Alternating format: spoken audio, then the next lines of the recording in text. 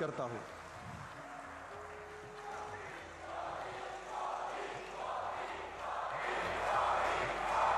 मैं माननीय प्रधानमंत्री जी श्री नरेंद्र मोदी जी से लोकमान्य तिलक जी की प्रतिमा पर माल्यार्पण करने का अनुरोध करता हूं।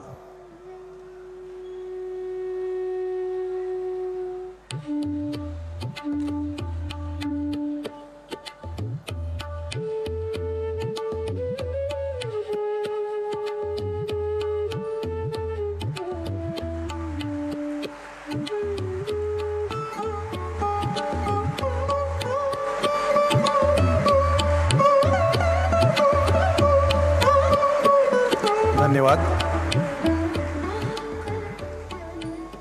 लोकमान्य तिलक स्मारक ट्रस्ट के अध्यक्ष डॉक्टर दीपक तिलक जी से विनम्र निवेदन है कि वे सम्माननीय प्रधानमंत्री जी का लोकमान्य तिलक जी ने लिखा हुआ श्रीमद् भगवद गीता रहस्य का गुजराती भाषा में किया हुआ अनुवादित ग्रंथ भेंट देकर स्वागत करें।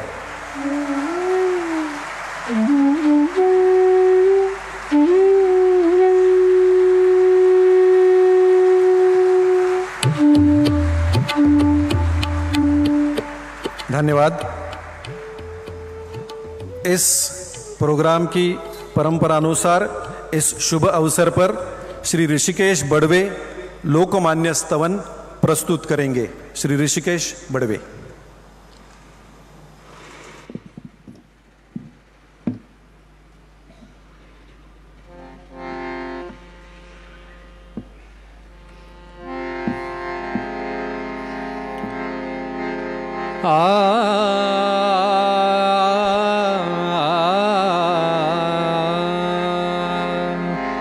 वंदन तुझ लोकमान्य टिळक भास्करा, वंदन तुझ लोकमान्य टिळक भास्करा। स्फूर्ती देई बालकास स्फूर्ती सागरा, वंदन तुझ लोकमान्य टिळक भास्करा। पारतंत्र गाढतिमिर देश झोपला, पारतंत्र गाढतिमिर देश झोपला। सिंहनाद केसरी करून गर्जला, जागताच देश घेत तवची आसरा। वंदन तुझ लोकमान्य टिळक भास्करा। त्याग धैर्य चातुरी न वर्णवे मला, त्याग धैर्य चातुरी न वर्णवे मला। बुद्धि वैभवास बघुन लोक मोहला, शुद्ध चरित तूच राजकारणी खरा। वंदन तुझ लोकमान्य टिळक भास्करा। स्वराज्य जन्मसिद्ध हक्क आमुचा असे, स्वराज्य जन्मसिद्ध हक्क आमुचा असे। इंग्रजास सांगताच लागले पिसे, साहिल्या अनेक यातना धुरंधरा। वंदन तुझ लोकमान्य टिळक भास्करा। गीतेचे ते रहस्य स्पष्ट उकलले, गीतेचे ते रहस्य स्पष्ट उकलले। आर्यांचे मूळ स्थान तूच शोधिले, धन्य महाराष्ट्र जा सुपुत्र तू खरा। वंदन तुझ लोकमान्य टिळक भास्करा। स्फूर्ती देई बालकास स्फूर्ती सागरा। वंदन तुझ लोकमान्य टिळक भास्करा, टिळक भास्करा, टिळक भास्करा। वंदन तुझ लोकमान्य टिळक भास्करा।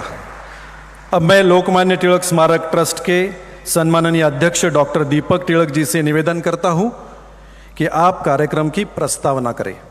डॉक्टर दीपक तिलक।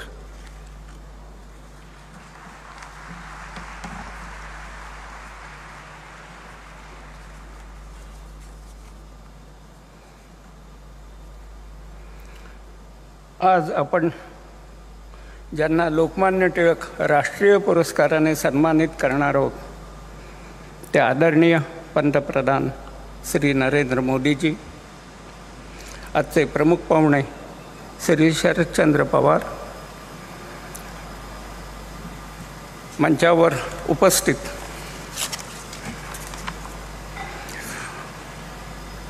महामहिम राज्यपाल श्री रमेश बैस, महाराष्ट्राचे मुख्यमंत्री श्री एकनाथराव शिंदे, महाराष्ट्राचे उपमुख्यमंत्री श्री देवेंद्र फडणवीस आणि श्री अजित पवार, माझे सहकारी विश्वस्त श्री सुशीलकुमार शिंदे, डॉक्टर रोहित टिळक, टिळक विद्यापीठाच्या कुलगुरू डॉक्टर गीताली टिळक, डॉक्टर प्रणती टिळक, श्री रामचंद्र नामदोशी, श्रीमती सरिता साठे, तसेच सभागृहात उपस्थित असलेले सर्व मान्यवर आणि टिळकप्रेमी बंधू भगिनींनो,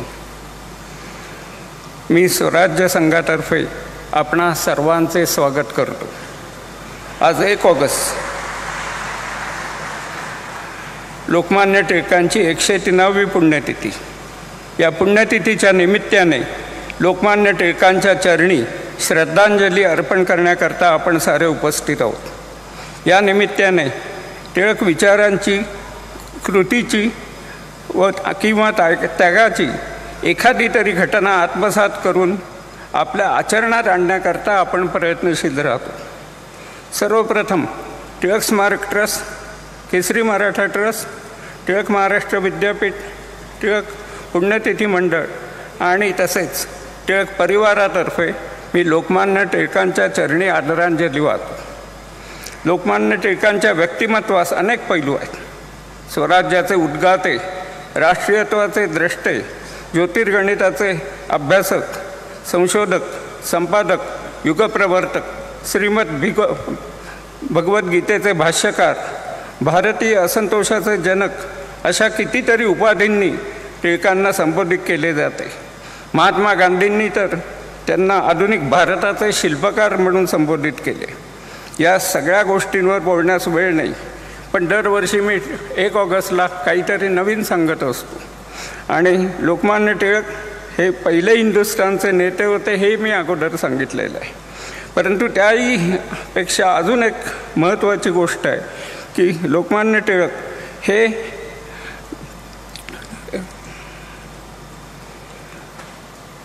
यांनी स्वराज्याचा लढा हा चौफेर दिला।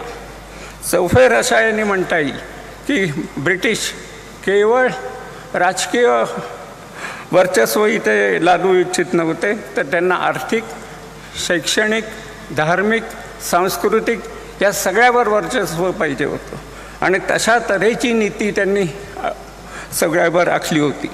आणि लोकमान्य टिळक हे त्यावेळचे असे द्रष्टे की त्यांनी या सगळ्या विरुद्ध स्वातंत्र्याचा लढा उभारला। त्याचप्रमाणे त्यावेळी अनेक नेते होते आणि कोणी राजकारणावर बोललं, कोणी आर्थिक याच्यावर बोललं, कोणी सुधारणांवर बोललं, परंतु सगळ्या विरुद्ध लढा उभा करणं हे फक्त लोकमान्यांनी केलं आणि त्याच्याकरता त्यांनी जी चतुसूत्री वापरली ती चतुसूत्री जर पाहिली तर स्वराज्य, स्वदेशी, बहिष्कार आणि राष्ट्रीय शिक्षण ह्या सगळ्यावर मुळे तो जो लढा होता हा चौफेर असा झाला। जर कुठेही अतिरेक यांनी ब्रिटिशांनी केला असेल तर त्यावेळेला क्रांतिकारकांनी त्यांना उत्तर दिलं किंवा इतर जे काही लढे आहेत ते जर पाहिले तर त्याच्यातून आपल्या असं लक्षात येईल, मग शिवजयंती असो किंवा गणेशोत्सव असो, ओरायन असो, आर्टिक वेदाज असो, या सगळ्यातून त्यांनी या देशाच्या लढ्याकरता लोकांना एकत्र केलं, त्यांना राष्ट्राभिमानी केलं आणि हा लढा उभा केला। त्यावेळे स्वराज्य जेव्हा लोकमान्य म्हणत होते तेव्हा ते दरवेळेला लोकशाही म्हणत होते. कधीच त्यांनी दुसरा राजा येईल, एक गोरा राजा जाईल आणि काळा राजा जाईल असं कधी म्हटलेलं नव्हतं. त्यामुळे एवढ्या वर्षानंतर लढ्यानंतरसुद्धा ज्या वेळेला देश स्वतंत्र झाला त्यावेळेला इथे लोकशाही प्रस्थापित झाली, लोककल्याणकारी राज्य प्रस्थापित झालं. तसंच दुसरी एक गोष्ट सगळ्यांना माहिती आहे खरं म्हटलं तर, की पहिल्या महायुद्धाच्या पार्श्वभूमीवर लोकमान्य टिळक हे ब्रिटिश सरकारकडून काही ना काहीतरी फायदा मिळवू इच्छित होते, काही अधिकार जादाचे मिळवू इच्छित होते. परंतु त्यांना पहिल्यांदा व्हिसा नाकारला. परंतु 1918 साली त्यांनी परत प्रयत्न केला आणि चिरोलवर खटला भरण्याकरता म्हणून ते इंग्लंडला गेले आणि तो खटला हरले. त्यावेळेला खटला हरल्यानंतर त्यांनी अनेक तिथले जे वेगवेगळे पक्ष होते त्या पक्षांना भेटी दिल्या, त्यांच्याशी चर्चा केली आणि त्यावेळेला नवीन असा लेबर पार्टी त्या ठिकाणी त्यांना मिळाली आणि त्या लेबर पार्टीला त्यावेळेला गरज होती आणि म्हणून लोकमान्य टिळकांनी त्यांना 2000 पाऊंडाची देणगी त्यावेळेला दिली. एवढी मोठी देणगी त्या काळी एका व्यक्तीने कोणी दिलेली नाही. टिळक हे काही खूप श्रीमंत होते अशातलं नाही, परंतु त्यांनी कर्ज काढलं आणि आल्यानंतर लोकांनी ते कर्ज फेडलं त्यांचं. पण त्याचा फायदा पुढे मात्र झाला. त्यावेळचं ज्या इंग्रजांकडे आपण हे मागत होतो, स्वातंत्र्य मागत होतो, ती पार्लमेंट तरी कशी होती हेही खरं जाणून घेण्याचं आपल्याला जाणून घेणं आवश्यक आहे. की त्यावेळेला इंग्लंडच्या पार्लमेंटमध्ये सगळ्यांना मतदानाचा अधिकार नव्हता, काही ठराविक लोकांनाच मतदानाचा अधिकार होता. परंतु 18 साली जेव्हा त्या ठिकाणी गेले त्यावेळेला प्रथम 21 वर्षावरील मुलांना किंवा पुरुषांना आणि 30 वर्षावरील महिलांना, म्हणजे त्यांनीसुद्धा तेव्हा 21-30 हा भाग केलेलाच होता, परंतु त्यांना मतदानाचा अधिकार मिळाला. टिळकांनी जो देणगी दिली होती त्या देणगीचा फायदा आला. ते सगळ्या प्रचारसभातून फिरले आणि त्याचा फायदा असा आला की जिथे 7% जनाधार होता तिथे 27% जनाधार त्या लेबर पार्टीला मिळाला. आणि त्यांच्याकडून लिहून घेण्यात आलं होतं की जर आम्ही सत्तेत आलो तर देशाच्या स्वातंत्र्याकरता आम्ही निश्चित मदत करू. आणि पुढे 45 साली 49% त्यांनी मतं मिळवली, संपूर्ण लेबर पार्टी जिंकून आली आणि मग आपल्याला स्वातंत्र्य मिळालं. भारत के प्रगति में अतुलनीय योगदान देने वाले व्यक्ति को हर वर्ष 1 अगस्त को लोकमान्य तिलक राष्ट्रीय पुरस्कार दिया जाता है, जिससे ऐसे महान व्यक्ति का उचित सम्मान हो और युवा पीढ़ी के सामने एक आदर्श एवं प्रेरणादायी सिद्ध हो, ऐसे इस पुरस्कार का उद्देश्य है. हर साल 1883 से हम पहले एस.एम. जोशी को पुरस्कार दिया था हमने, और फिर कॉमरेड डांगे, अटल बिहारी वाजपेयी, इंदिरा गांधी, मनमोहन सिंह, प्रणब मुखर्जी, शरद पवार, ऐसे राजकीय क्षेत्र में हमने पुरस्कार दिए है. वैसे सामाजिक काम जो करते थे बाबा आमटे और उनके लड़कों को हमने पुरस्कार दिया, स्वामीनाथन को दिया, वर्गीस कुरियर को दिया. ऐसे बहुत लोगों को 40 लोगों को आज तक हमने पुरस्कार दिया है. इस बार सब विश्वस्त पुरस्कार के लिए चर्चा करने के लिए इकट्ठा हुए तो हमारे सामने एक ही नाम आया, आदरणीय श्री नरेंद्र मोदी जी का.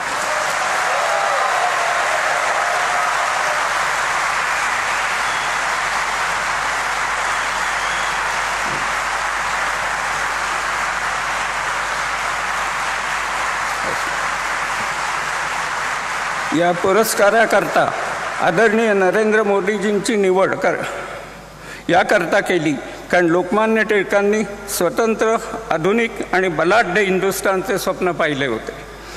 राष्ट्रीयत्व, हिंदुस्थानच्या पुरातन विद्या, वैभवशाली इतिहास, राष्ट्रप्रेम, स्वदेशी, राष्ट्रीय शिक्षण आधुनिक तंत्रज्ञान, स्वदेशी अर्थकारण लोकमान्यांनी सांगितले होते आणि ते सूत्र श्री नरेंद्र मोदीजींच्या लोककल्याणकारी बलाढ्य राष्ट्रात आम्हाला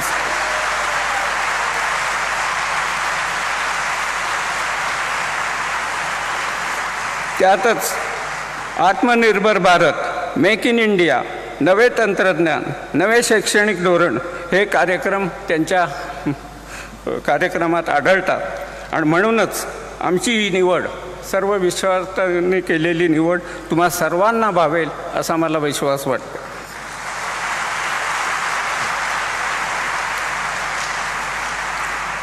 माननीय पंतप्रधान श्री नरेंद्र मोदीजींनी हा पुरस्कार स्वीकारला म्हणून टिळक स्वराज्य संघातर्फे मी त्यांचे आभार मानतो.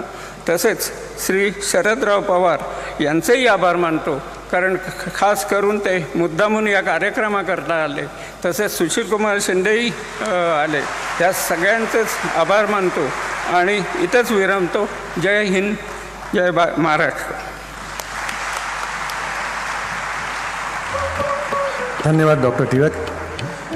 आज जिस व्यक्तित्व विशेष को लोकमान्य तिलक पुरस्कार से सम्मानित कर हम स्वयं को गौरवान्वित महसूस कर रहे हैं, उस व्यक्तित्व के योगदान के बारे में एवं उनका जीवन परिचय देने हेतु मैं डॉक्टर रोहित तिलक जी को निवेदन करता हूं. डॉक्टर रोहित तिलक.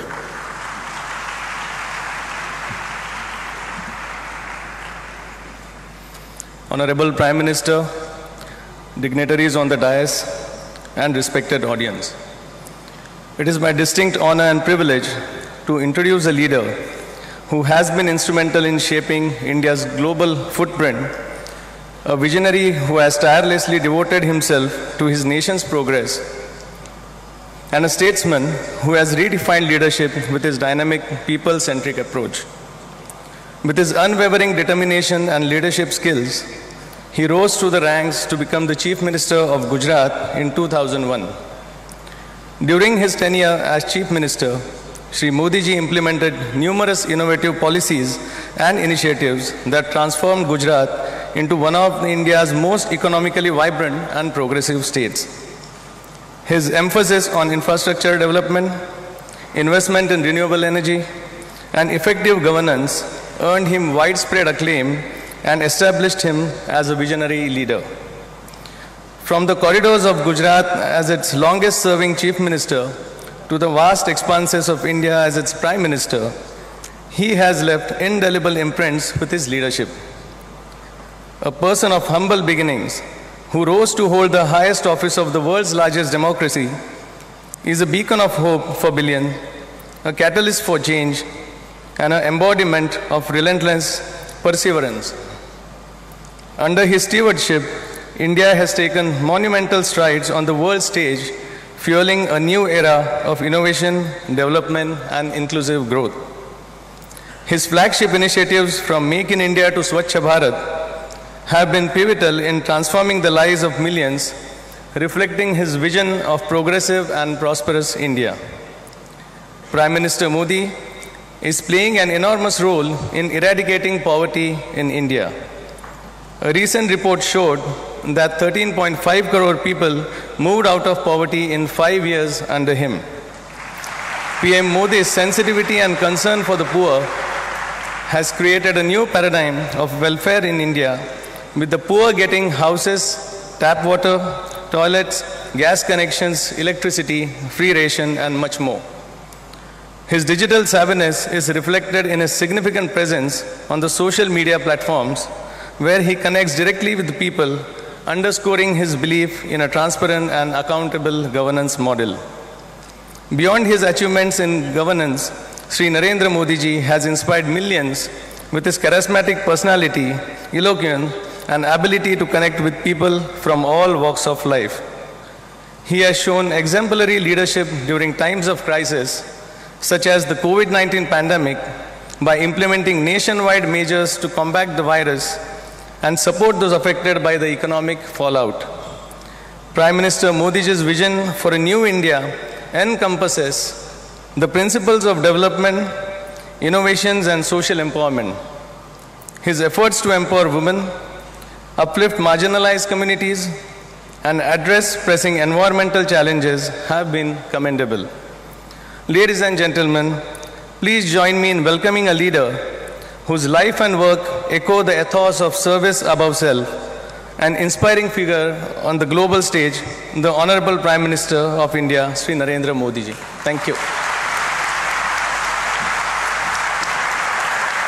अब हम माननीय प्रधानमंत्री जी श्री नरेंद्र मोदी जी को प्रदान किए जाने वाले सम्मान पत्र का एक छोटा ध्वनि चित्र देखेंगे जो टिळक महाराष्ट्र विद्यापीठ ने बनाया है। एवी please.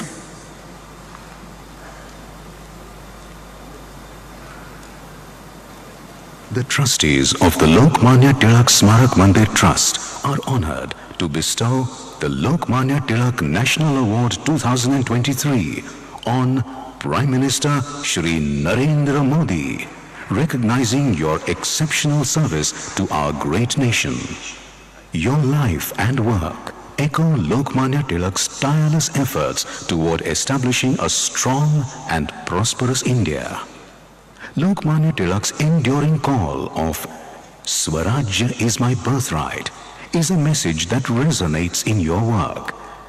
You have also taken this a step further by advocating for Surajya, highlighting the importance of good governance and development. Your tireless work for the welfare of the most vulnerable and marginalized sections of our society, ensuring Surajya for all, is exemplary. During India's colonial period, Lokmanya Tilak championed Swadeshi, aiming to make India an economic power. Today, you have strongly emphasized Atmanirbharta, or self-reliance, a principle that is truly the need of the hour. This push towards self-reliance is reflected in the numerous reform measures your government has introduced. It is due to such transformative policies that India has risen from being the 10th largest economy in 2014 to the 5th largest today, with prospects of soaring even higher. No society can thrive without a profound connection with its roots and culture.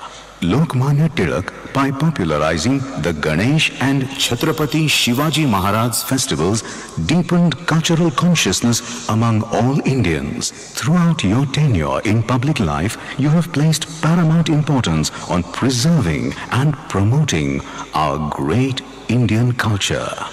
Over the past 9 years, under your leadership, there has been a significant shift in India's growth trajectory.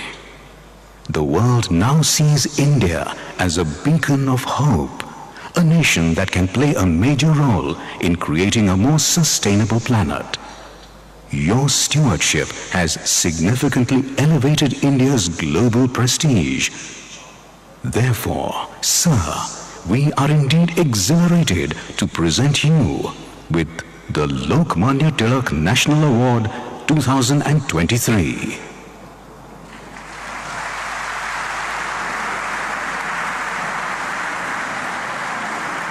Thank you.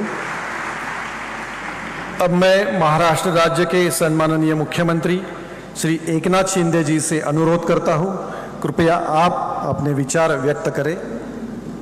मुख्यमंत्री एकनाथ जी शिंदे।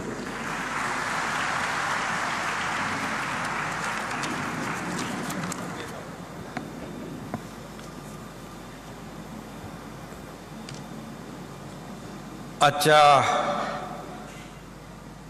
लोकमान्य टिळक राष्ट्रीय पुरस्कार सोहळ्याला उपस्थित आपले गौरवमूर्ती आणि देशाचे लोकप्रिय आणि यशस्वी प्रधानमंत्री आदरणीय नरेंद्र मोदी साहेब, माजी केंद्रीय मंत्री आणि ज्येष्ठ नेते शरद पवार साहेब, सुशील कुमार शिंदे साहेब, राज्याचे लोकप्रिय उपमुख्यमंत्री देवेंद्र फडणवीसजी, दुसरे आपले उपमुख्यमंत्री अजितदादा पवारजी, टिळक स्मारक ट्रस्टचे आदरणीय दीपक टिळकजी, रोहित टिळकजी, डॉक्टर गीताली टिळक, डॉक्टर प्रणिती टिळक, उपस्थित सर्व मान्यवर आणि उपस्थित सर्व बंधू भगिनी आणि पत्रकार मित्रांनो, भारतीय स्वातंत्र्य चळवळीचे जनक आणि बहुमुखी प्रतिभावंत लोकमान्य बाळ गंगाधर टिळक यांना मी त्यांच्या पुण्यतिथीनिमित्त सर्वप्रथम विनम्र अभिवादन करतो. ज्यांनी दिलेल्या लढ्यामुळे आपण स्वातंत्र्याचा सूर्य पाहिला, त्यात लोकमान्य टिळक हे नाव अग्रणी होतं, हे मला आपल्याला सांगण्याची आवश्यकता नाही. लोकमान्य टिळक हे प्रखर देशभक्त राष्ट्रभक्त होते. ब्रिटिशांविरुद्धात लढताना त्यांच्या शब्दांना कमालीची धार येत असे. अशा लोकमान्य टिळक यांच्या नावाचा पुरस्कार आदरणीय मोदी साहेबांना आपल्या लोकप्रिय प्रधानमंत्री महोदयांना मिळणार आहे. त्याबद्दल मी मोदीजींचं आपल्या सगळ्यांच्या वतीने, महाराष्ट्राच्या वतीने मनापासून अभिनंदन करतो. हा पुरस्कार स्वर्गीय इंदिरा गांधी, अटलजी, प्रणव मुखर्जी, बाळासाहेब देवरतजी, मनमोहन सिंगजी असं अनेक शास्त्रज्ञ, उद्योजक, संशोधक ज्यांनी समाजामध्ये चांगलं काम केलं, त्या लोकांचा आजवर या पुरस्काराने सन्मान झालेला आहे. व्यासपीठावर बसलेले आदरणीय पवार साहेबांना देखील हा पुरस्कार या संस्थेने दिलेला आहे. आणि म्हणून वर्ल्ड लीडर, जागतिक नेता म्हणून नावलौकिक कमावलेल्या मोदीजी यांची यंदाच्या पुरस्कारासाठी टिळक प्रतिष्ठान स्मारक ट्रस्टने निवड केली. त्याबद्दल टिळक ट्रस्टला देखील मनापासून मी धन्यवाद देतो, त्यांचेही आभार मानतो. लोकमान्य टिळक हे सामान्य माणसाच्या मनातली भावना अचूक ओळखायचे आणि आजच्या काळात समाजाच्या सामान्य माणसाचं मन ओळखणारे आपले आदरणीय पंतप्रधान मोदीजी हे राष्ट्रीय स्तरावरील नेते ठरलेले आहेत. मी त्यांचं पुनश्च अभिनंदन करतो. शिक्षक, वकील, समाजसेवक, स्वातंत्र्य सैनिक असलेले लोकमान्य टिळक हे बहुआयामी नेतृत्व, इतिहास, संस्कृत, खगोलशास्त्र आणि गणित या विषयात त्यांचं प्रावीण्य होतं. मगाशी प्रास्ताविकामध्ये देखील सांगितलं. ते आपल्या कर्तृत्वाने लोकमान्य झाले होते. आणि आदरणीय मोदीजींनी देखील गेल्या 9 वर्षामध्ये आपल्या देशासाठी केलेल्या कामांना लोकमान्यता मिळालेली आहे. टिळकांनी स्वराज्यासाठी लढा दिला, पण स्वातंत्र्यानंतर स्वराज्याचे सुराज्यात रूपांतर करण्यामध्ये आपल्याला किती यश आलेलं आहे हे आपल्या सगळ्यांना माहिती आहे. आणि म्हणून पंतप्रधान नरेंद्र मोदीजी यांनी देशाची सूत्र हातात घेतल्यानंतर हेच मुख्य ध्येय ठेवून सबका साथ, सबका विकास, सबका विश्वासचा नारा देश सुराज्य निर्माण करण्याचा प्रयत्न केला. त्या दिशेने त्यांची वाटचाल सुरू आहे. आणि म्हणूनच त्यांच्या कार्याची पोचपावती आज या राष्ट्रीय सन्मानाने होते असं म्हटलं तर वावगं ठरणार नाही. आज परदेशामध्ये देखील आपण जातो, तिकडे देखील पाहतो आदरणीय मोदीजींचं नाव सन्मानाने घेतलं जातं. फ्रांस और अरब देशों ने भी हमारे आदरणीय प्रधानमंत्री जी को सर्वोच्च सम्मान दिया है. ये हमारे लिए बहुत बड़ी गौरव की बात है. विभिन्न देशों के प्रधानमंत्री, राष्ट्रपति उनके कितना सम्मान करते हैं हमने देखा है. उनका ऑटोग्राफ लेते हैं, कोई बॉस कहते हैं, कोई उन्हें प्यार आदर से गले लगाता है, तो कोई झुककर प्रणाम करता है. अमेरिका के राष्ट्रपति जब उन्हें यू आर ग्लोबली पावरफुल कहते हैं तो हमारे देशवासियों का सीना अभिमान से, गर्व से फूल जाता है.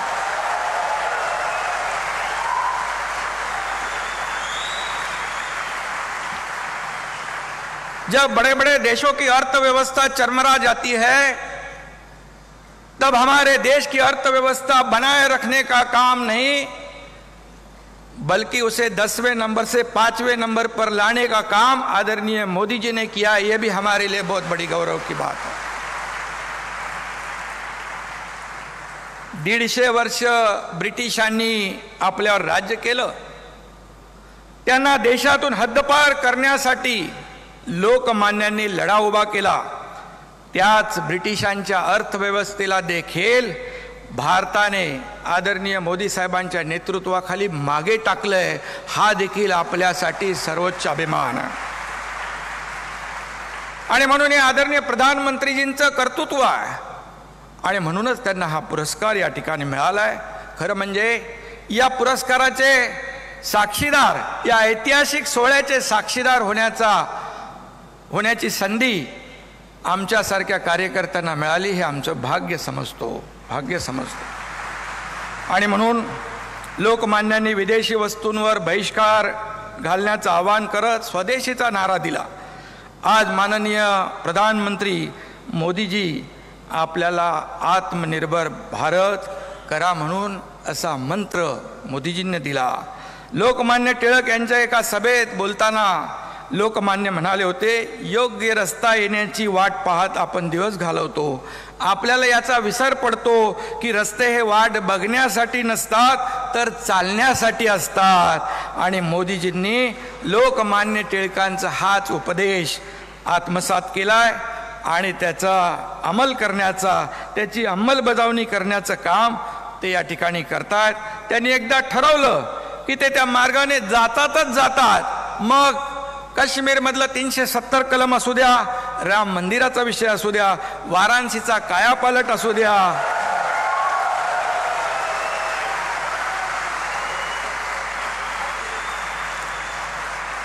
अथवा देशातली गरिबांच्या कल्याणाचा आणि सर्वांगीण विकासाचा विषय असू द्या।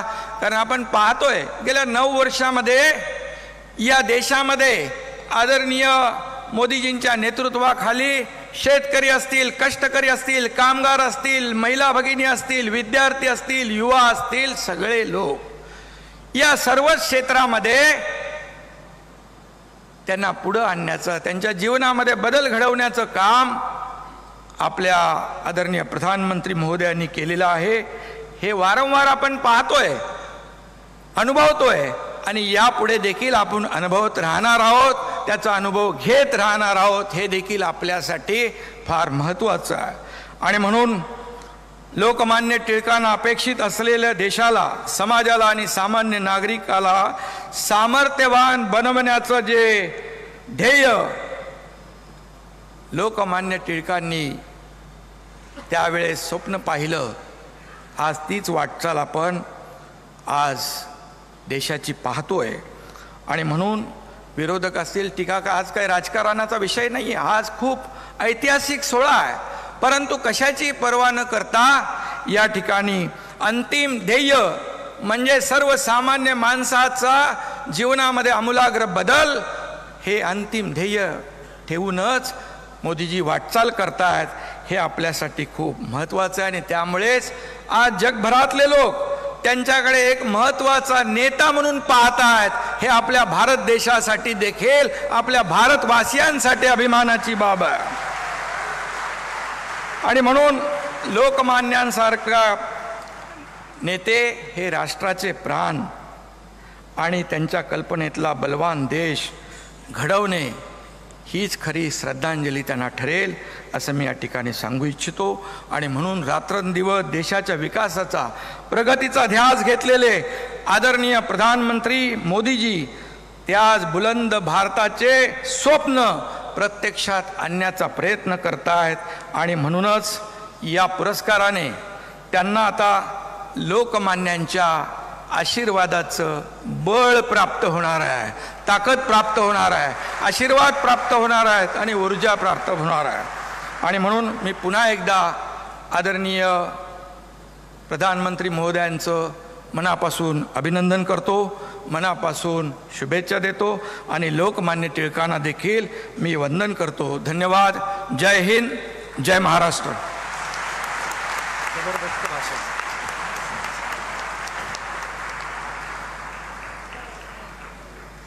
लोकमान्य टिळक स्मारक ट्रस्टचे शुभचिंतक आदरणीय शरद पवार साहेब.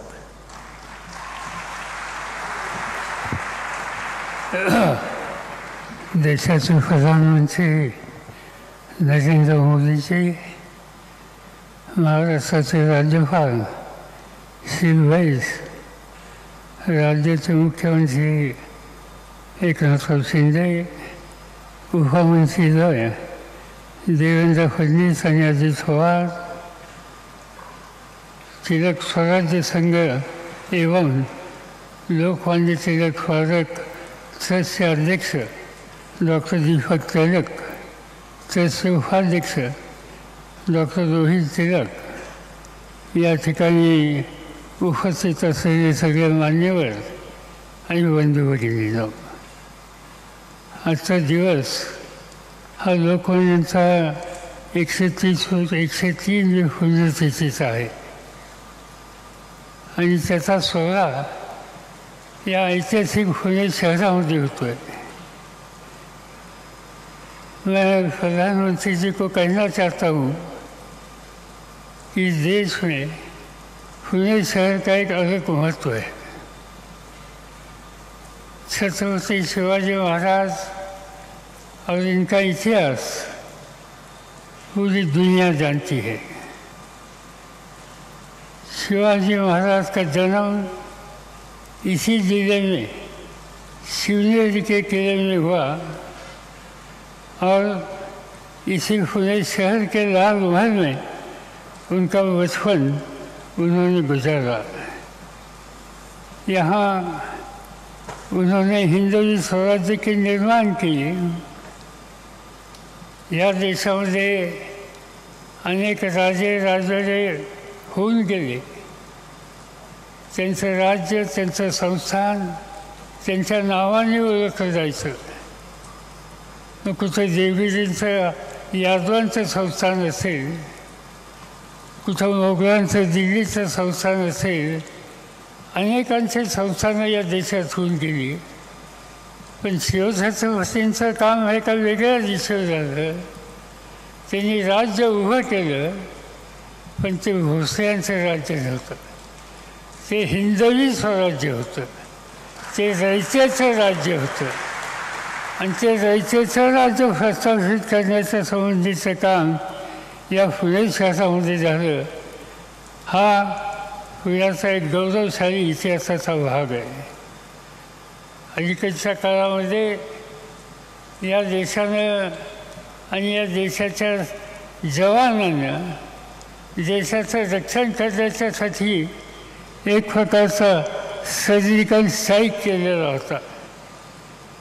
सर्जिकल स्ट्राईकची चर्चा आत्ता होते, पण लाल महालामध्ये शाहिस्तेखांनी ताबा घेण्याचा प्रयत्न केल्याच्या नंतर या देशाचा पहिला सर्जिकल स्ट्राईक हा शिवछत्रपतींच्या काळामध्ये झाला. ही गोष्ट आपण कधी विसरू शकत नाही आहे. अनेक गोष्टी या ठिकाणी सांगता येतील. आपण लोकमान्यांचं स्मरण करण्याच्यासाठी आलो. 1865 मध्ये लोकमान्यांचे वडील गंगाधर यांनी रत्नागिरी सोडली आणि पुण्यामध्ये त्यांचं आगमन झालं. पुण्यामध्ये आगमन झाल्याच्या नंतर ते नुसतं आगमन नव्हतं, ती एक प्रकारची चिंगारी होती. संपूर्ण स्वराज्य स्थापन करण्याच्या संबंधीची ती मशाल बनलेली होती. आणि त्या कालखंडामध्ये लोकमान्यांचा सुरुवातीचा काळ या पुणे शहरामध्ये गेला. त्यांचं एकंदर लक्ष सगळ्या परिस्थितीवर होतं आणि ते असताना ब्रिटिशांच्या गुलामगिरीतून बाहेर पडायचं असेल तर सामान्य माणसाला जागृत केलं पाहिजे आणि त्यासाठी एक जबरदस्त अशा प्रकारचं शस्त्र याची निर्मिती करण्याची आवश्यकता आहे आणि ते शस्त्र म्हणजे पत्रकारिता. टिळकजीने 25 साल की उम्र में मराठी भाषा में केसी अखबार और अंग्रेजी में मराठा साप्ताहिक शुरू किया और इन पत्रों के माध्यम से इंग्रेजों के खिलाफ उन्होंने कड़ा प्रहार किया। केसरी का मतलब सिंह या शेर है। केसरी और मराठा द्वारा टिळकाजी ने एकंदर या देशाच्या परकीय लोकांच्यावर प्रचंड प्रहार केले आणि एक प्रकारची लोकजागृती करण्याच्या संबंधीचं काम त्यांच्या काळामध्ये त्यांनी केलं होतं।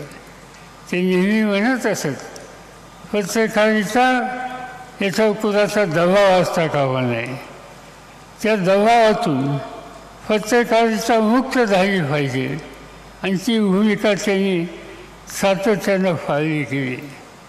1885 साली भारतीय राष्ट्रीय काँग्रेसचा जन्म झाला, गठन झाला, याच पुणे शहरामध्ये झाला। त्या काळामध्ये पहिलं अधिवेशन या पुणे शहरात होणार होतं, परंतु फ्लेक्सची साथ या ठिकाणी आली आणि त्यामुळं हे अधिवेशन मुंबईच्या गावाला टँकवर दिलं गेलं, ज्याला ऑगस्ट क्रांती मैदान म्हणून आज त्या ठिकाणी ओळखलं जातं। त्या काळामध्ये एकंदर 2 प्रकारचे नेते त्या संघटनेमध्ये होते, ज्यांना मवाळ म्हणून ओळखलं जायचं आणि जहाल म्हणून ओळखलं जायचं। आणि या जहालांचं प्रतिनिधित्व हे लोकमान्यांनी केलेलं होतं। लोकमान्यांनी स्वराज्यवादा जन्मसिद्ध अधिकार आहे आणि तो मी घेतल्याशिवाय स्वस्त बसणार नाही, ही भूमिका जनमानसाच्या समोर मांडली। स्वदेशी, बहिष्कार, राष्ट्रीय शिक्षण ही त्रिसूत्री आणि त्याच्या माध्यमातून संपूर्ण स्वराज्याचं आंदोलन हे त्यांच्या काळामध्ये मांडलेलं होतं, ज्याचा उल्लेख आधीच्या वक्त्यांनी केला।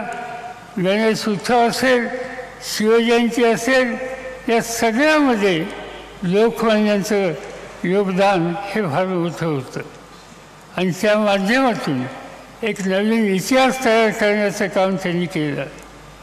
त्या कालखंडामध्ये 2 युगं होती, एक टिळक युग आणि दुसरं महात्मा गांधींचं गांधी युग। या ठिकाणी या दोघांचं जे योगदान आहे ते आम्ही कधी विसरू शकत नाही आणि या देशाच्या नव्या पिढीला या कर्तृत्वान दृष्टीच्या नेत्यांचा आदर्श हा अखंडपणानं प्रेरणा देईल याची मला खात्री आहे।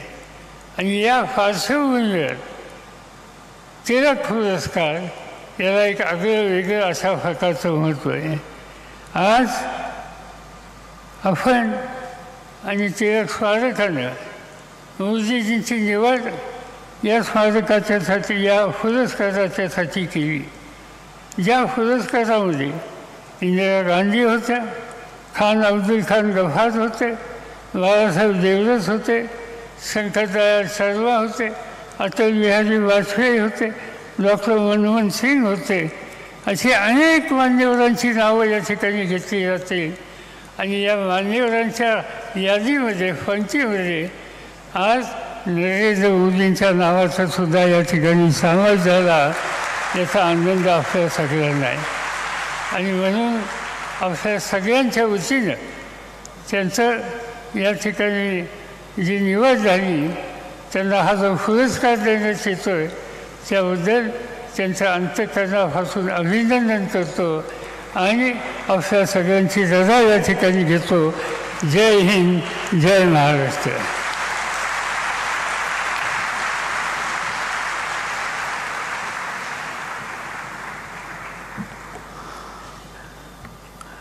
आता तो मंगल क्षण आलेला है। मैं डॉक्टर दीपक तिलक जी से निवेदन करता हूं कि 41वां लोकमान्य तिलक राष्ट्रीय पुरस्कार भारत के सम्माननीय प्रधानमंत्री श्री नरेंद्र मोदी जी को प्रदान करें। लोकमान्य टिळक वापरत असत असेच उपरणे,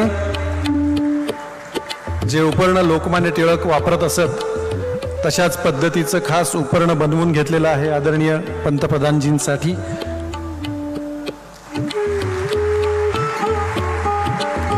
लोकमान्य तिलक जी की पहचान पुणेरी पगड़ी और लोकमान्य जी का उत्तरीय, त्याचप्रमाणे सम्मान पत्र,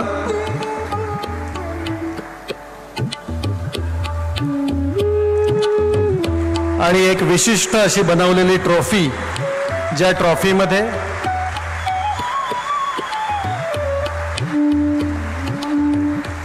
विशिष्ट ट्रॉफी, ज्या ट्रॉफीमध्ये आपण पाहू शकता श्रीमद भगवत गीता, त्याचप्रमाणे लोकमान्यांची पगडी, केसरीचा पहिला अंक आणि लोकमान्यांची प्रतिमा.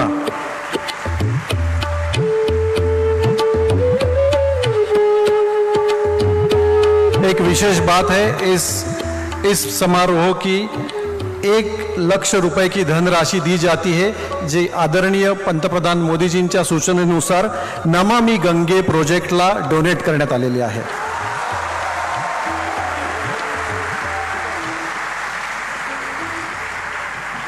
लोकमान्य तिलक राष्ट्रीय पुरस्कार से सम्मानित हुए आदरणीय प्रधानमंत्री श्री नरेंद्र मोदी जी, जिनके कार्य एवं विचार हमारी प्रेरणा है. आदरणीय मोदी जी, आपल्या कार्य कौशल्यामुळे, आपल्या कार्य कर्तृत्वामुळे आपण संपूर्ण जगामध्ये लोकप्रिय प्रधानमंत्री आहात. तरीही तुम्ही स्वतःला प्रधान सेवक म्हणवता आणि म्हणून आम्हा सगळ्यांना तुम्ही खूप आवडता. मैं आपसे प्रार्थना करता हूं, इस शुभ अवसर पर आप आपके मन की बात कहे. जी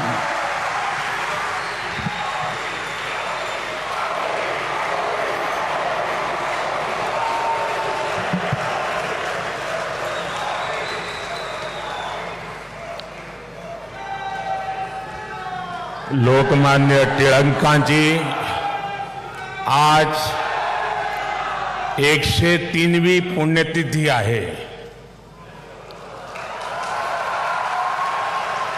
देशाला अनेक महानायक देण्याच्या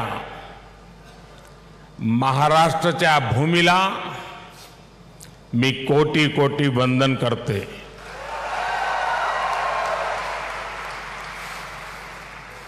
कार्यक्रम में उपस्थित आदरणीय श्री शरद पवार जी, राज्यपाल श्रीमान रमेश बैस जी, महाराष्ट्र के मुख्यमंत्री श्रीमान एकनाथ शिंदे जी, उप मुख्यमंत्री श्रीमान देवेंद्र फडणवीस जी, उप मुख्यमंत्री श्रीमान अजीत पवार जी,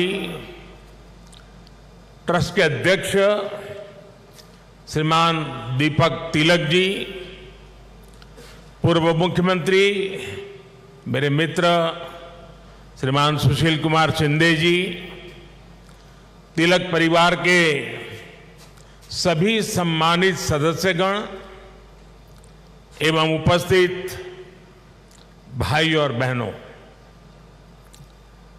आज का ये दिन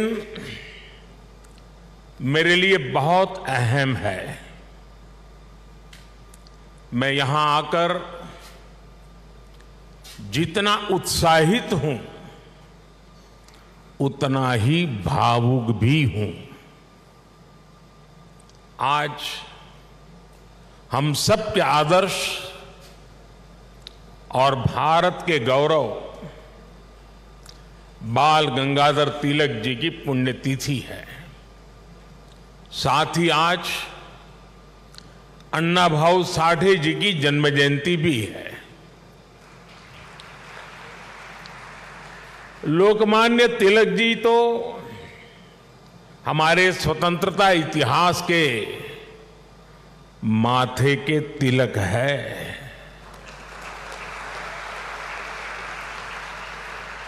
साथ ही अन्ना भाऊ ने भी समाज सुधार के लिए जो योगदान दिया वह अप्रतिम है, असाधारण है। मैं इन दोनों ही महापुरुषों के चरणों में श्रद्धापूर्वक नमन करता हूं। आज या महत्वाच्या दिवशी मला पुण्याच्या या पावन भूमीवर महाराष्ट्राच्या धर्तीवर येण्याची संधी मिळाली, हे माझे भाग्य आहे।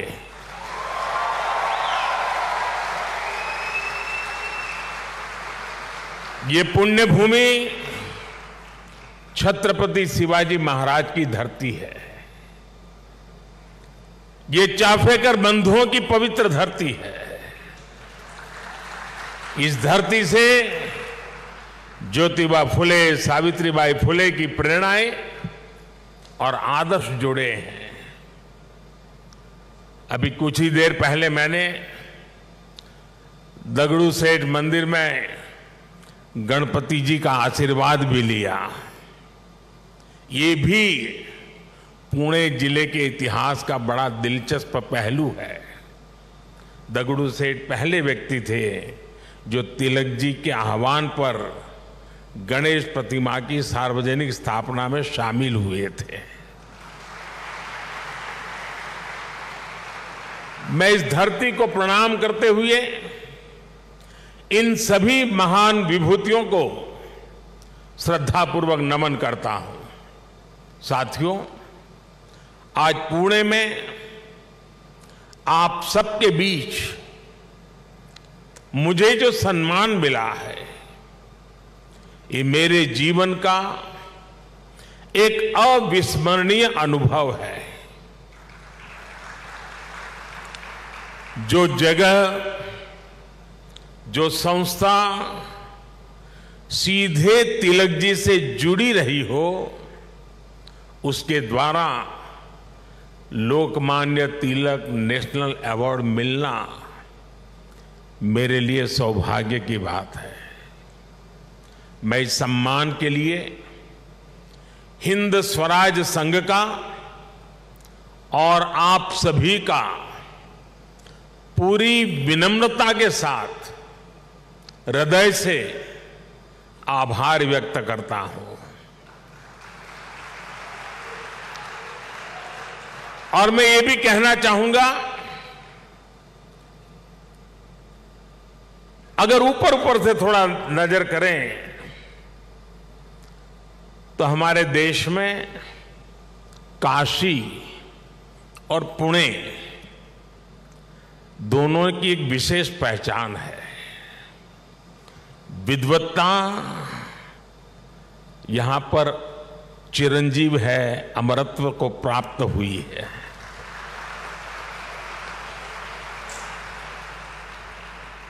और जो पुणे नगरी विद्वत्ता की दूसरी पहचान हो, उस भूमि पे सम्मानित होना जीवन का इससे बड़ा कोई गर्व और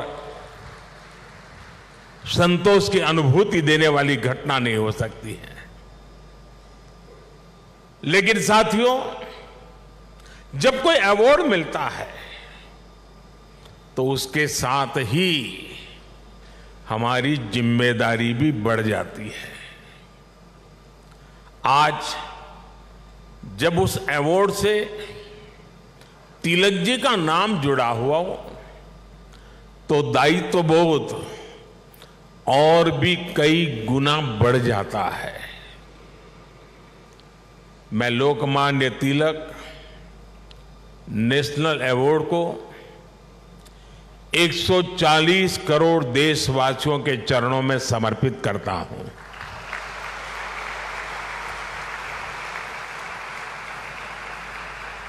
मैं देशवासियों को विश्वास भी दिलाता हूं कि उनकी सेवा में, उनकी आशाओं अपेक्षाओं की पूर्ति में कोई कोर कसर बाकी नहीं छोड़ूंगा।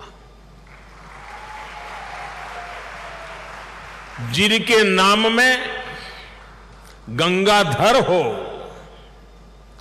उनके नाम पर मिले इस अवार्ड के साथ जो धनराशि मुझे दी गई है वो भी गंगा जी को समर्पित कर रहा हूं। मैंने पुरस्कार राशि नमामि गंगे परियोजना के लिए दान देने का निर्णय लिया है।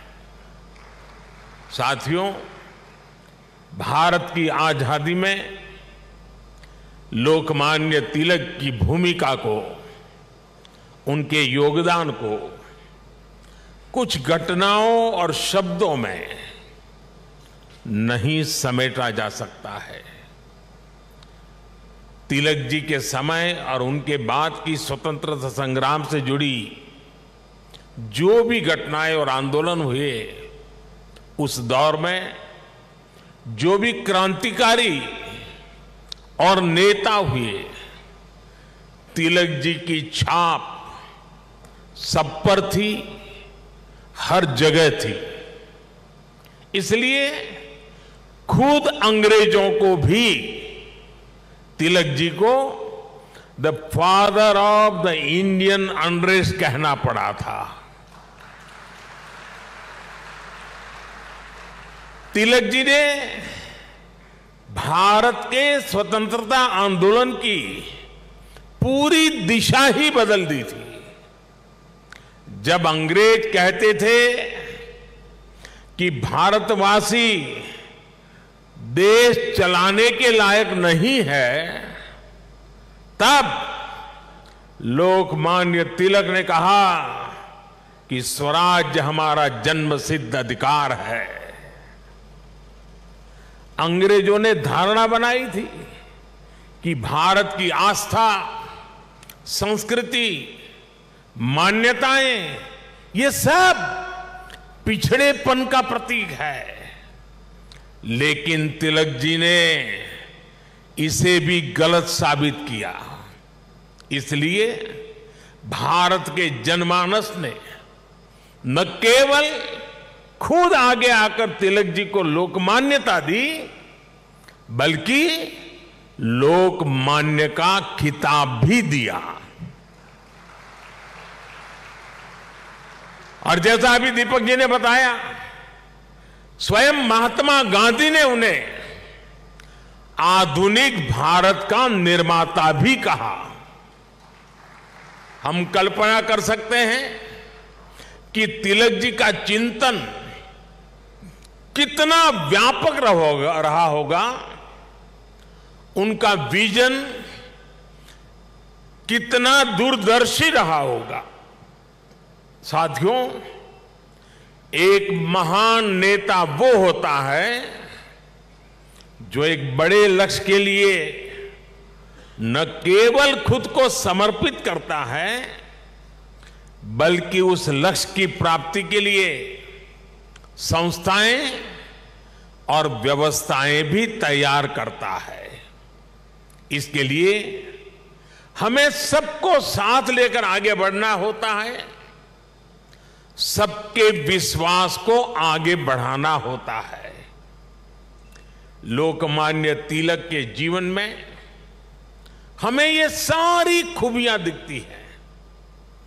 उन्होंने अंग्रेजों ने जब उन्हें जेल में डाला, उन पर अत्याचार हुए, उन्होंने आजादी के लिए त्याग और बलिदान की पराकाष्ठा की। लेकिन साथ ही उन्होंने टीम स्पिरिट के, सहभाग और सहयोग के अनुकरणीय उदाहरण भी पेश किए। लाला लाजपत राय और बिपिन चंद्र पाल के साथ उनका विश्वास, उनकी आत्मीयता भारतीय स्वतंत्रता संग्राम का स्वर्णिम अध्याय है। आज भी जब बात होती है तो लाल, बाल, पाल के तीनों नाम एक त्रिशक्ति के रूप में याद किए जाते हैं। तिलक जी ने उस समय आजादी की आवाज को बुलंद करने के लिए पत्रकारिता और अखबार की अहमियत को भी समझा। अंग्रेजी में तिलक जी ने, जैसा शरद राव ने कहा, द मराठा साप्ताहिक शुरू किया।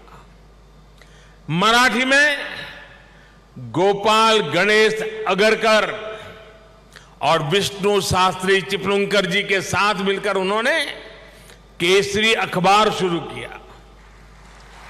140 से भी ज्यादा समय से केसरी अनवरत आज भी महाराष्ट्र में छपता है, लोगों के बीच पढ़ा जाता है। ये इस बात का सबूत है कि तिलक जी ने कितनी मजबूत नींव पर संस्थाओं का निर्माण किया था। साथियों, संस्थाओं की तरह लोकमान्य तिलक ने परंपराओं को भी पोषित किया। उन्होंने समाज को जोड़ने के लिए सार्वजनिक गणपति महोत्सव की नींव डाली। उन्होंने छत्रपति शिवाजी महाराज के साहस और आदर्शों की ऊर्जा से समाज को भरने के लिए शिव जयंती का आयोजन शुरू किया। ये आयोजन भारत को सांस्कृतिक सूत्र में पिरोने के अभियान भी थे और इनमें पूर्ण स्वराज की संपूर्ण संकल्पना भी थी।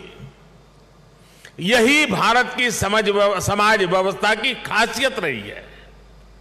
भारत ने हमेशा ऐसे नेतृत्व को जन्म दिया है जिसने आजादी जैसे बड़े लक्ष्यों के लिए भी संघर्ष किया और सामाजिक बुराइयों के खिलाफ नई दिशा भी दिखाई।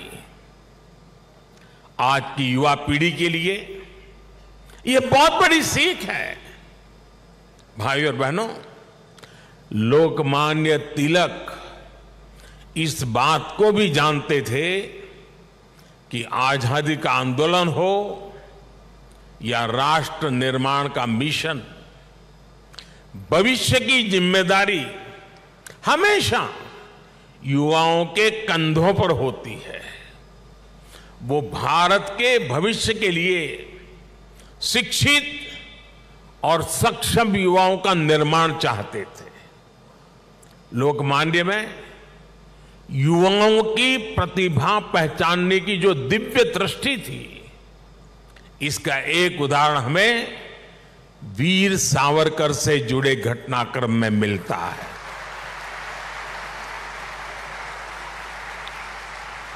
उस समय सावरकर जी युवा थे। तिलक जी ने उनकी क्षमता को पहचाना। वो चाहते थे कि सावरकर बाहर जाकर अच्छी पढ़ाई करें और वापस आकर आजादी के लिए काम करें। ब्रिटेन में श्यामजी कृष्ण वर्मा ऐसे ही युवाओं को अवसर देने के लिए 2 स्कॉलरशिप चलाते थे। एक स्कॉलरशिप का नाम था छत्रपति शिवाजी स्कॉलरशिप और दूसरी स्कॉलरशिप का नाम था महाराणा प्रताप स्कॉलरशिप। वीर सावरकर के लिए तिलक जी ने श्यामजी कृष्ण वर्मा से सिफारिश की थी। इसका लाभ लेकर वो लंदन में बैरिस्टर बन सके। ऐसे कितने ही युवाओं को तिलक जी ने तैयार किया। पुणे में new English school, Deccan education society और फर्ग्यूसन कॉलेज जैसे संस्थानों, उसकी स्थापना उनके इसी विजन का हिस्सा है। इन संस्थाओं से ऐसे कितने ही युवा निकले जिन्होंने तिलक जी के मिशन को आगे बढ़ाया, राष्ट्र निर्माण में अपनी भूमिका निभाई। व्यवस्था निर्माण से संस्था निर्माण, संस्था निर्माण से व्यक्ति निर्माण और व्यक्ति निर्माण से राष्ट्र निर्माण, ये विजन राष्ट्र के भविष्य के लिए रोड मैप की तरह होता है। इसी रोड मैप को आज देश प्रभावी ढंग से फॉलो कर रहा है। साथियों, वैसे तो तिलक जी पूरे भारत के लोकमान्य नेता है, लेकिन जैसे पुणे और महाराष्ट्र के लोगों के लिए उनका एक अलग स्थान है, वैसा ही रिश्ता गुजरात के लोगों का भी उनके साथ है। मैं आज इस विशेष अवसर पर मैं उन बातों को भी याद कर रहा हूं। स्वतंत्रता संग्राम के समय वो करीब 1.5 महीने अहमदाबाद साबरमती जेल में रहे थे।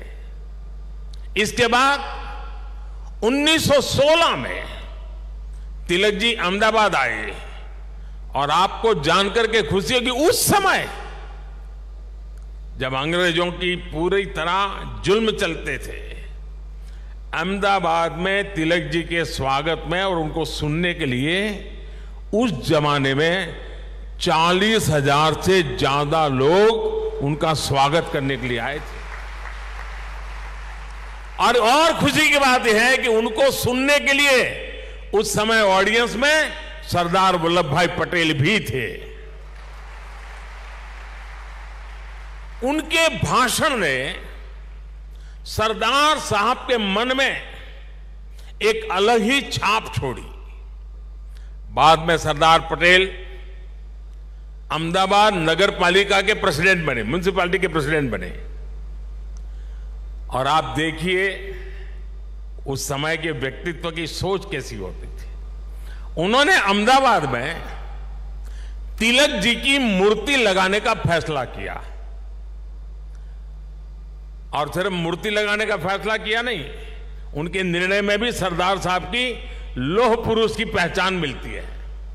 सरदार साहब ने जो जगह चुनी वो जगह थी विक्टोरिया गार्डन।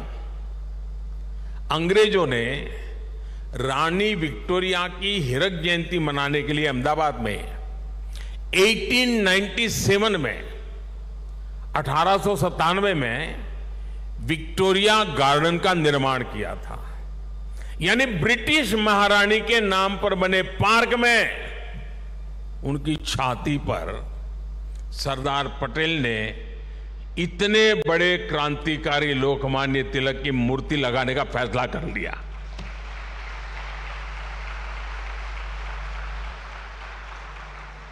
और उस समय सरदार साहब पर इसके खिलाफ कितना ही दबाव पड़ा, उन्हें रोकने की कोशिश हुई, लेकिन सरदार तो सरदार थे। सरदार ने कह दिया वो अपना पद छोड़ देना पसंद करेंगे, लेकिन मूर्ति तो वहीं पर लगेगी। और वो मूर्ति बनी और 1929 में उसका लोकार्पण महात्मा गांधी ने किया। अहमदाबाद में रहते हुए मुझे कितनी ही बार उस पवित्र स्थान पर जाने का मौका मिला है और तिलक जी की प्रतिमा के सामने सर झुकाने का अवसर मिला है। वो एक अद्भुत मूर्ति है जिसमें तिलक जी विश्राम मुद्रा में बैठे हुए हैं।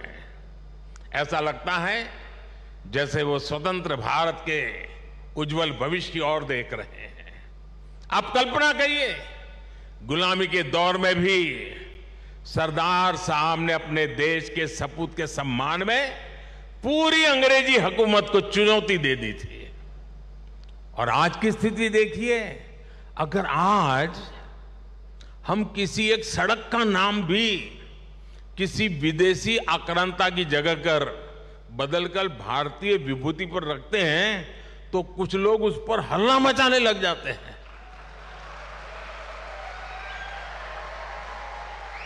उनकी नींद खराब हो जाती है। साथियों, ऐसा कितना ही कुछ है जो हम लोकमान्य तिलक के जीवन से सीख सकते हैं। लोकमान्य तिलक गीता में निष्ठा रखने वाले व्यक्ति थे। वो गीता के कर्मयोग को जीने वाले व्यक्ति थे। अंग्रेजों ने उन्हें रोकने के लिए उन्हें भारत के दूर पूरब में मांडले की जेल में डाल दिया, लेकिन वहां भी तिलक जी ने गीता का अपना अध्ययन जारी रखा। उन्होंने देश को हर चुनौती से पार पाने के लिए गीता रहस्य के जरिए कर्मयोग की सहज समझ दी, कर्म की ताकत से परिचित करवाया।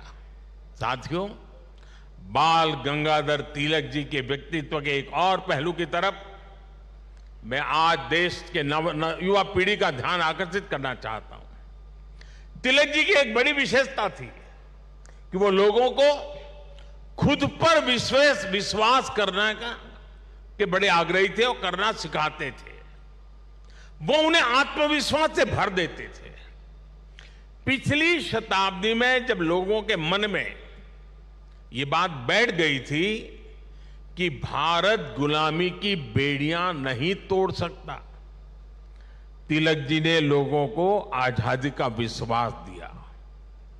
उन्हें हमारे इतिहास पर विश्वास था, उन्हें हमारी संस्कृति पर विश्वास था, उन्हें अपने लोगों पर विश्वास था, उन्हें हमारे श्रमिकों उद्यमियों पर विश्वास था, उन्हें भारत के सामर्थ्य पर विश्वास था। भारत की बात आते ही कहा जाता था, यहां के लोग ऐसे ही हैं, हमारा कुछ नहीं हो सकता। लेकिन तिलक जी ने हीन भावना के इस मिथक को तोड़ने का प्रयास किया, देश को उसके सामर्थ्य का विश्वास दिलाया। साथियों, अविश्वास के वातावरण में देश का विकास संभव नहीं होता। कल मैं देख रहा था, पुणे के ही एक सज्जन श्रीमान मनोज पोचाट जी ने मुझे एक ट्वीट किया है। उन्होंने मुझे 10 साल पहले की मेरी पुणे यात्रा को याद दिलाया है। उस समय जिस फर्ग्यूसन कॉलेज की तिलक जी ने स्थापना की थी, उसमें मैंने तब के भारत में ट्रस्ट डेफिसिट की बात की थी। अब मनोज जी ने मुझे आग्रह किया है कि मैं ट्रस्ट डेफिसिट से ट्रस्ट सरप्लस तक की देश की यात्रा के बारे में बात करूं। मैं मनोज जी का आभार व्यक्त करूंगा कि उन्होंने इस अहम विषय को उठाया है। भाइयों और बहनों, आज भारत में ट्रस्ट सरप्लस पॉलिसी में भी दिखाई देता है और देशवासियों के परिश्रम में भी झलकता है। बीते 9 वर्षों में भारत के लोगों ने बड़े बड़े बदलावों की नींव रखी, बड़े बड़े परिवर्तन करके दिखाए। आखिर कैसे भारत दुनिया की 5वीं सबसे बड़ी अर्थव्यवस्था बन गया? ये भारत के लोग ही हैं जिन्होंने ये करके दिखाया। आज देश हर क्षेत्र में अपने आप पर भरोसा कर रहा है और अपने नागरिकों पर भी भरोसा कर रहा है। कोरोना के संकट काल में भारत ने अपने वैज्ञानिकों पर विश्वास किया और उन्होंने मेड इन इंडिया वैक्सीन बनाकर दिखाई और पुणे ने भी उसमें बड़ी भूमिका निभाई। हम आत्मनिर्भर भारत की बात कर रहे हैं क्योंकि हमें विश्वास है कि भारत ये कर सकता है। हम देश के आम आदमी को बिना गारंटी का मुद्रा लोन दे रहे हैं क्योंकि हमें उसकी ईमानदारी पर, उसकी कर्तव्य शक्ति पर विश्वास है। पहले छोटे छोटे कामों के लिए आम लोगों को परेशान होना पड़ता था। आज ज्यादातर काम मोबाइल पर एक क्लिक पर हो रहे हैं। कागजों को अटैच करने के लिए आपके अपने हस्ताक्षर पर भी आज सरकार विश्वास कर रही है। इससे देश में एक अलग माहौल बन रहा है, एक सकारात्मक वातावरण तैयार हो रहा है और हम देख रहे हैं कि विश्वास से भरे हुए देश के लोग देश के विकास के लिए कैसे खुद आगे बढ़कर काम कर रहे हैं। स्वच्छ भारत आंदोलन को इस जन विश्वास ने ही जन आंदोलन में बदला। बेटी बचाओ बेटी पढ़ाओ अभियान को इस जन विश्वास ने ही जन आंदोलन में बदला। लाल किले से मेरी एक पुकार पर कि जो सक्षम हैं उन्हें गैस सब्सिडी छोड़नी चाहिए, लाखों लोगों ने गैस सब्सिडी छोड़ दी थी। कुछ समय पहले ही कई देशों का एक सर्वे हुआ था। इस सर्वे में सामने आया कि जिस देश के नागरिकों को अपनी सरकार में सबसे ज्यादा विश्वास है, उस सर्वे ने बताया उस देश का नाम भारत है। ये बदलता हुआ जनमानस, ये बढ़ता हुआ जनविश्वास भारत के जन जन की प्रगति का माध्यम बन रहा है। साथियों, आज आजादी के 75 वर्ष बाद देश अपने अमृतकाल को कर्तव्य काल के रूप में देख रहा है। हम देशवासी अपने अपने स्तर से देश के सपनों और संकल्पों को ध्यान में रखकर काम कर रहे हैं। इसलिए आज विश्व भी भारत में भविष्य देख रहा है। हमारे प्रयास आज पूरी मानवता के लिए एक आश्वासन बन रहे हैं। मैं मानता हूं कि लोकमान्य आज जहां भी उनकी आत्मा होगी वो हमें देख रहे हैं, हम पर अपना आशीर्वाद बरसा रहे हैं। उनके आशीर्वाद से, उनके विचारों की ताकत से हम एक सशक्त और समृद्ध भारत के अपने सपने को जरूर साकार करेंगे। मुझे विश्वास है हिंद स्वराज संघ तिलक के आदर्शों से जन जन को जोड़ने में इसी प्रकार आगे आकर के अहम भूमिका निभाता रहेगा। मैं एक बार फिर इस सम्मान के लिए आप सभी का आभार प्रकट करता हूं। इस धरती को प्रणाम करते हुए, इस विचार को आगे बढ़ाने में जुड़े हुए सबको प्रणाम करते हुए मैं मेरी वाणी को विराम देता हूं। आप सबका बहुत बहुत धन्यवाद।